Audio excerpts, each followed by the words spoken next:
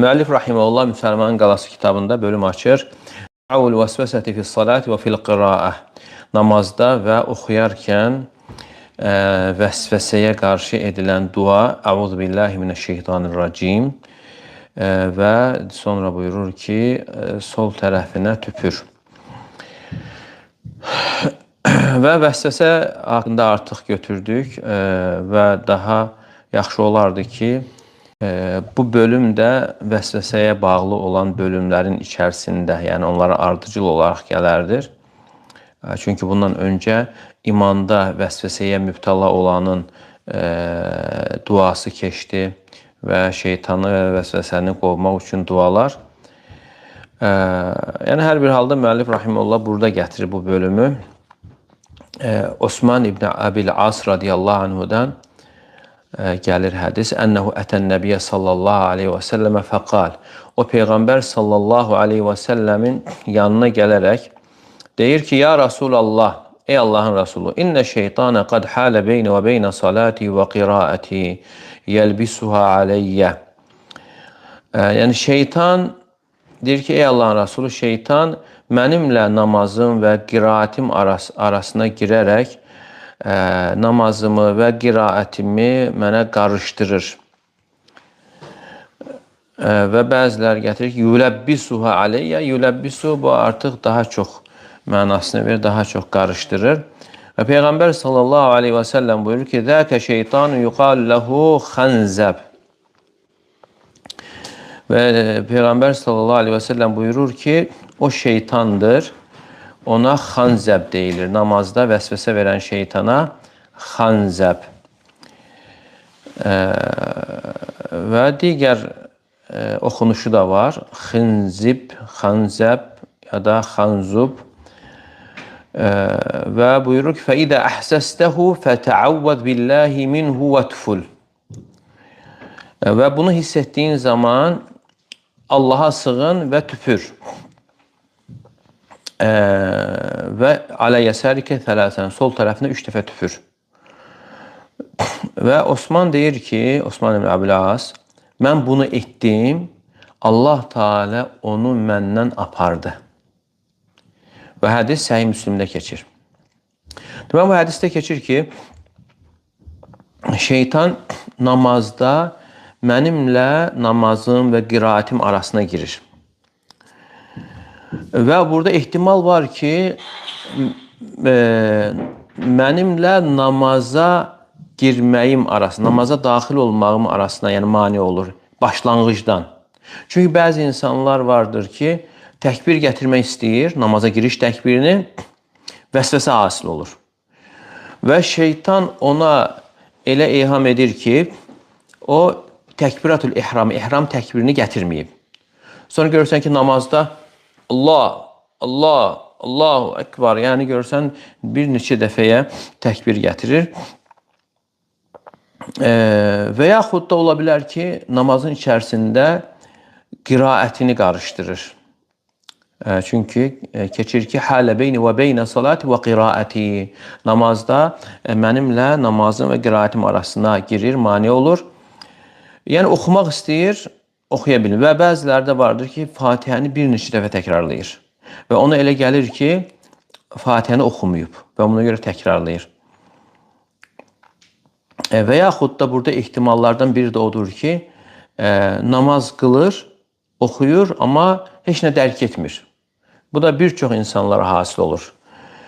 Namaz qılır, amma namazda etdiyi əməllərindən heç nə xatırlamır və unudur. Və sonra yəni xatırlanmağa başlayır. Və şeytan onunla Quran oxuması və digər hərəkətlər arasına girir və oxuya bilmir. Və həmçinin biz özümüzə baxsaq və sual versək, yəni imam birinci rükətdə nə oxuyub? İkinci rükətdə hansı suranı oxuyub? Və bir çox vaxt ola bilsin cavab bilmirik. Və səbəb də nədir? Səbəb şeytan, yəni insanla qiraəti arasına girir, mane olur və qarışdırır. فَلَرُبَّمَا قَرَأَ السُّورَ فِي الرَّكَعَةِ الْأُولَى وَقَرَأَ فِي الرَّكَعَةِ الثَّانِيَةِ نِسْيَانًا. Və bəzən insan birinci rükətdə surəni oxuyur və ikinci rükətdə yenə unudaraq, yəni məqsəd yönlü yox, eyni surəni oxuyur və artıq ona yəni istəmədən, fikir vermədən və artıq surənin axırında ona bəlli olur ki, bunu oxuyub. Və beləliklə, yəni şeytan yəni insana bu cür qarışdırır və bəzən də namazın xaricində də olur. Necə ki, Həcc surəsində illə idə təmənnə əlqa şeytan fi umniyyəti. Yəni, burada elm əhlinə bəziləri gətirir ki, yəni qiraətini təlqin edir. Hətta namazın xaricində və bu da məşhur görüşlərdən biridir. Və görürsən ki, xata hasil olur. وَلِذَلْ قَدْ يَقْرَوْ الْإِمَامِ سُورَ الَّتِي لَا يُخْطِئُ فِيهَا أَحَدٌ مِنْ قِصَارِ السُّوَرِ. Və bəzən yəni imam qısa surələrin birində, hansı ki, heç bir insanın xəta etmədiyi, səhv etmədiyi bir surədə xətaya yol verir, səhv edir. Halbuki o da yəni bunu əzbər bilir, yəni düşünməyə ehtiyac yoxdur, o dərəcədə yəni arxayındır və bəzən şeytan qarışdırdığına görə yəni çaşmasına, xəta etməsinə səbəb olur. Və bəzən insan Fatihə surəsində çaşır və bəzən İxlas, Fələq və Nəs surələrində. Və bəzən də olur ki, insan yəni böyük qarilərdəndir, asan surələrin birində xəta edir.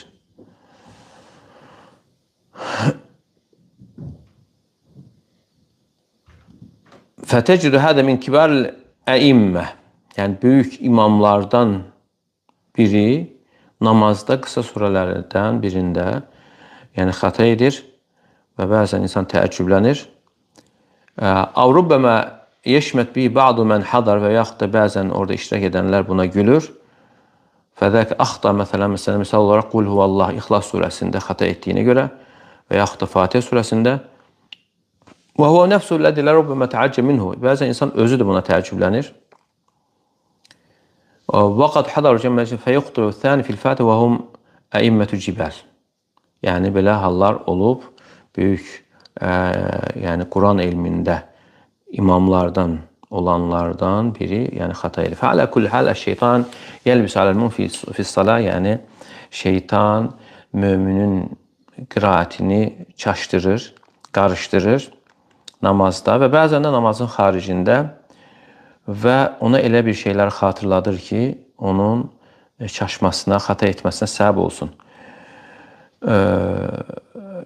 وتجد الإنسان لربما يقرأ حزبه من القرآن ثم بعد ذلك لو قام أو التفت إلى شيء آخر ثم أغلق المصحف فأراد أن يرجع لربما يشك في الأجزاء.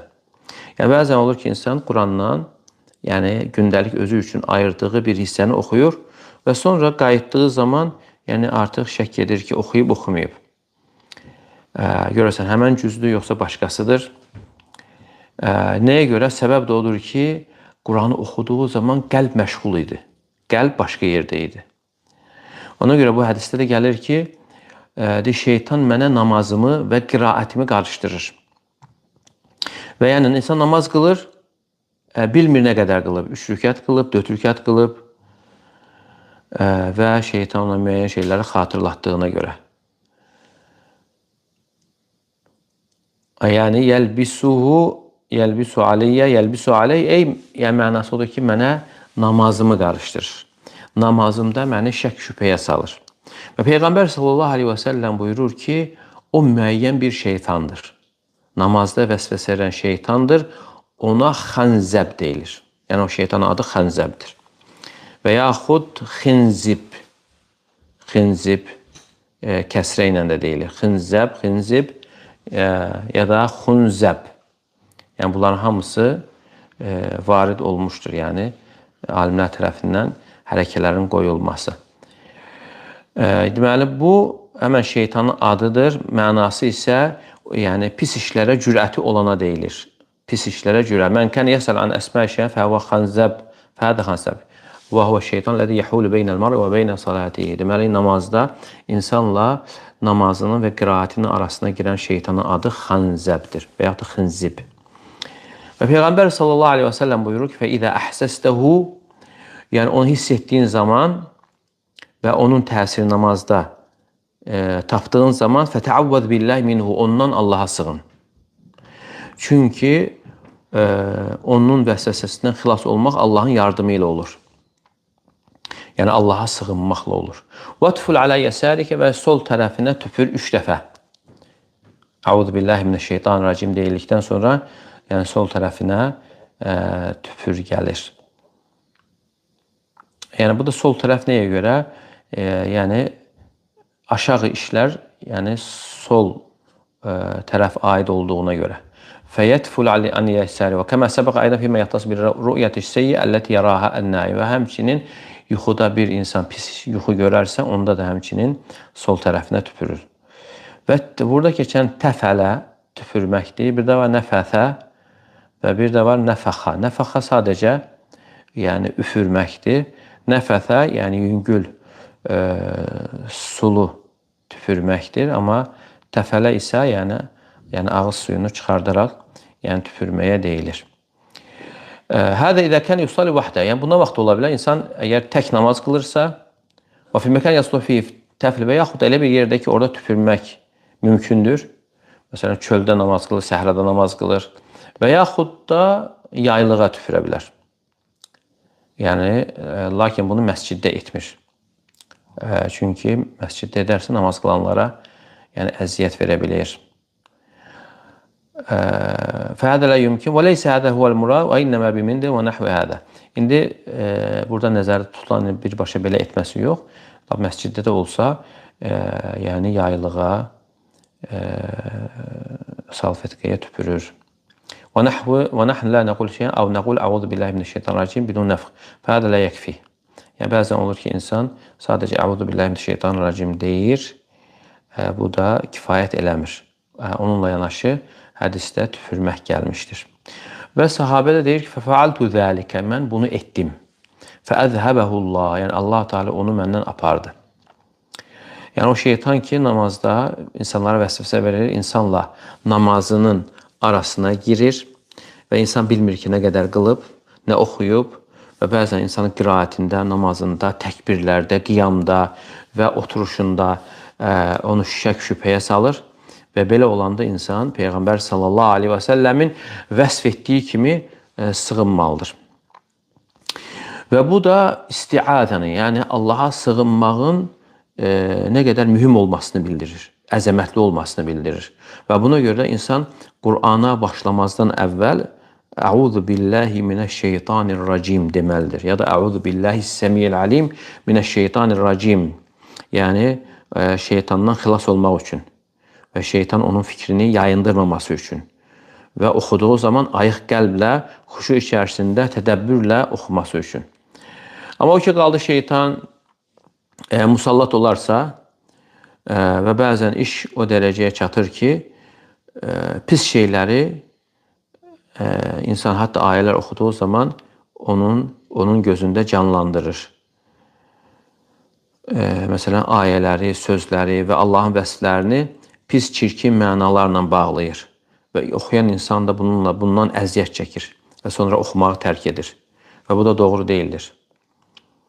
Və yaxud da əlavə olaraq insan vəsvəsələrin ardınca gedir və bu da daha da şiddətlənir və buna görə insan dində fəqih olmalı, dini anlamalıdır. Yəni, kim belə bir vəsvəsələrə mübtəla olarsa, hansı ki, bu bir çox insanlara namazda xuşusunda, tədəbbür etməsində, namazını anlamasında üz verir. فَإِذَا كَانَ الْأَمْرُ قَدْ تَجَاوَزَ ذَلِكَ بِحَيْثُ إِنَّ لِسَانَ هَذَا صَارَ يَشُكُّ فِي تَكْبِيرِ. Əgər yəni bu hala gəlib çatıbsa, yəni insan hətta təkbirlərdə, qiraətində şək edirsə, səcdələrin sayında, rükuda, qiyamında və digər hərəkətlərdə Fatihəni oxuyub ya da oxunmayıb, sonra görürsən ki, namazı dəfələrlə təkrarlayır. Və qad yetəkərrə hədə sə'atavi, bəzən də bu uzun müddət davam edir və bundan sonra namaz insana ağır gəlir və boynunda ona ağırlıq verən böyük bir yükə çevrilir və bundan insan tıncıxır və onda ağrı, həsrət, sıxıntı yaradır. Halbuki namaz insanın köksünü açır və bunda sabitlik, insan bundan güc tapır, yəqinlik, və həmçinin dünya və axirət işlərində yardımlaşma hasil olur. Allah Teala buyurur ki, "İstəinu bis-sabri və-salah." Səbir və namazla yardımlaşın buyurur. Nə vaxt ki, insan şeytanın istəklərinə tabe olur və bəzən insan günün yarısını və yaxud hamısını keçirir namazı təkrarlamaqla. Fəyu'idu fi salatil asr ilə xuruci vaxtı salatil işə. Görürsən ki, əsr namazından başlayaraq işə namazına qədər namazları təkrarlayır. Və bu da mövcuddur. Allah afiyet versin. Yəni, bundan xilas olmaq üçün qeyd olundu ki, insan dini öyrənməlidir. Məsələn, bu barədə dində gələn, fiqdə gələn qaydalardan biri odur ki, "Ənə şukuka izə kəsurat durihət." Əgər şək şübhələr çoxalarsa tərk olunur. Bu qaydadır. Yəni, bir insanın şəkki, şübhəsi çoxaldısa, ona məhəl qoymur. Nə ibadət məsələlərində olsun, bəzən ibadətdə çoxlu şək şübhələr gəlir, bəzən boşanma məsələlərində olur və digər işlərdə. Fəhədəlləzi fi kulli salat yəşukku fil Fatihə. Məsələn, bəzən namazda olan görsən, Fatihədə şək şübhəyə düşür. Təkbirlərin sayında neçə rəkat qıldığını bilmir. Bir səcdə olub, yaxud da 2 səcdə və bu qaydaya əsasən ona deyilir ki, ona məhəl qoyma, namazını davam et, yolunu davam et. Və ona deyilir ki, hətta sənə səhv səcdə belə düşmür. Səhv səcdə etməyə belə ehtiyac yoxdur. İstəyir imam olsun və yaxud da məmum olsun. Bu birinci qayda. İkinci qayda nədir? Ənə şəkkə fil ibadəti ba'dəl fəraq minhə lə yuəthir. Yəni, ibadətdən sonra üz verən şək təsir etmir. Yəni, ibadət artıq tamamlandıqdan sonra insana hər hansı bir şək şübhə gəlirsə, yəni bunun onun əməlinə, ibadətinə təsir yoxdur. Məsələn, insan dəstəmaz alıb qurtarıb. Dəstəmaz alıb qurtardıqdan sonra yəni fikir gəlir ki, ona başımı məhz elədim, yoxsa etmədim. İnsan başını məhz eləmir. Yəni, ibadətdən sonra, artıq dəstəmaz bitəndən sonra gəldisə, yəni qayıtmır. Və yaxud da, məsələn, həcdə daş atıb qurtarıb, daşları atıb qurtardıqdan sonra şeytan gəlib ona deyir ki, ola bilsin, sən 7 yox, 6 dənə atmısan. Və yaxud da, məsələn, Kəbənin ətrafını tavaf edərkən, tavafdan sonra deyir ki, sən 7 yox, bəlkə 6 dənə etmisən və ona insan fikir verməməli, ardınca getməməlidir. Əgər insan bu qapını özü üçün açarsa, şeytan onu oynadacaqdır. Bu ikinci qaydadır.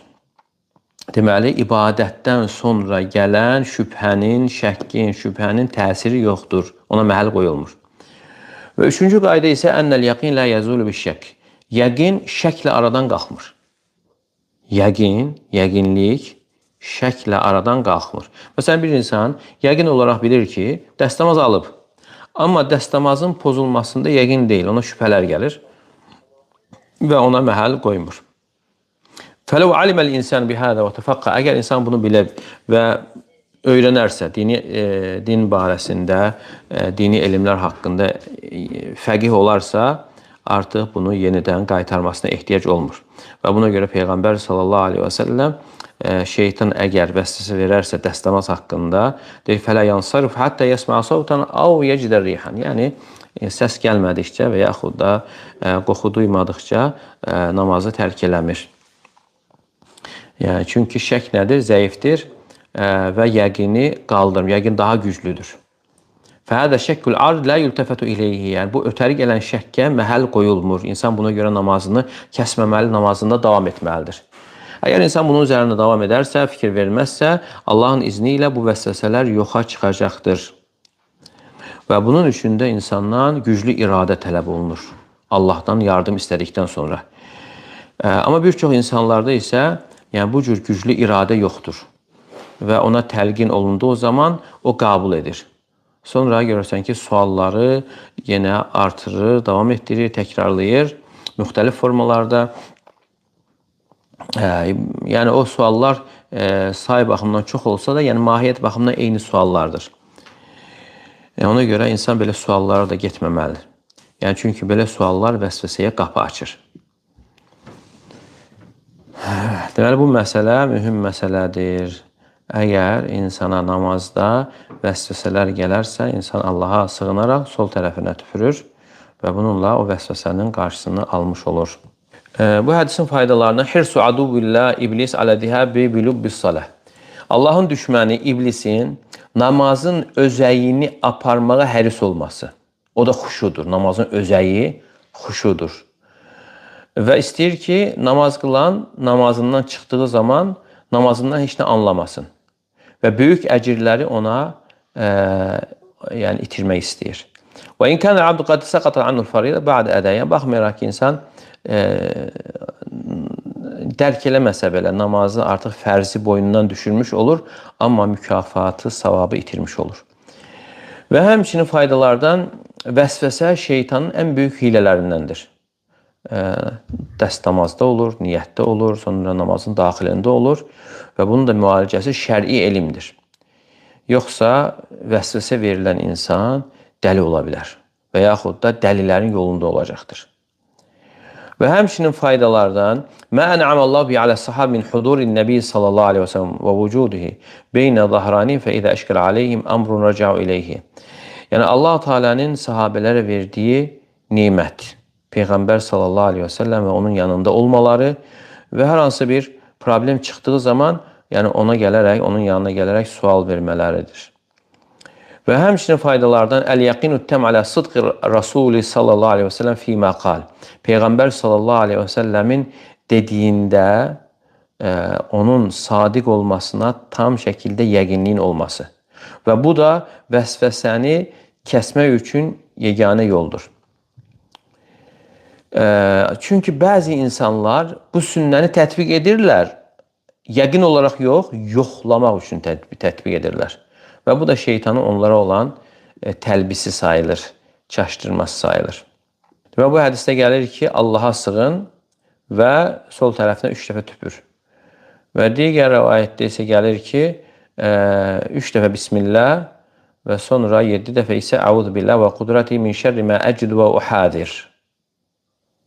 Və bunu da 7 dəfə deyə bilir. Və bu hədisdə şeytandan, onun vəsvəsəsindən sığınmağın və eyni zamanda sol tərəfə 3 dəfə tüpürməyin müstəhəb olması gəlmişdir. İbn-i Qayyim rahiməhullah vəsvəsənin fəsadlarını gətirir. Deyir ki, fəsadlarından yecma'al muvəsvəs alə nəfsihi ta'a iblis və müxalifət sünnə. Yəni, vəsvəsə verilən insan, o vəsvəsəyə tabi olan insan, iblisə tabi olmağı və sünnəyə müxalif olmağı cəm etmişdir. Və həmçinin özünə əzab verir və vaxtını zay edir. Və həmçinin vəsvəsənin zərərlərindən əl-iştiğalu bimə yanqusu əcra, öz əcrini, savabını azaldacaq bir şeylə məşğul olması. Fəvat məhu ənfa'ləhu və onun üçün daha faydalı olanı itirməsi. Və həmçinin ta'ridu nəfsi li ta'nin nəsi fihi və insanların ona təni etməsinə səbəbdir. Bəzən insan vəsvəsəyə tutulur və insanlar yəni ona təni edir, onun halına görə. Təğrirul cahil bil iqtida bihi və həmçinin cahil insanlar, bilməyən insanların onu nümunə götürməsinə səbəb olur. Yec'alu men nəfsə qurrata ayn li xanzəb və ashabihi. Və insan göz bəbəyi olan namazı şeytana ayırmış olur, xanzəbə və onun yoldaşlarına. Əbu Hamid Əl-Ğazali rahimehullah deyir ki, "Vəl-vəsvəsə səbəbu immə cəhlu biş-şər." Yəni vəsvəsənin səbəbi ya şəriəti bilməməkdir və yaxud da ağılda problemin olmasıdır. Və hər ikisi də böyük naqislik və eyib sayılır.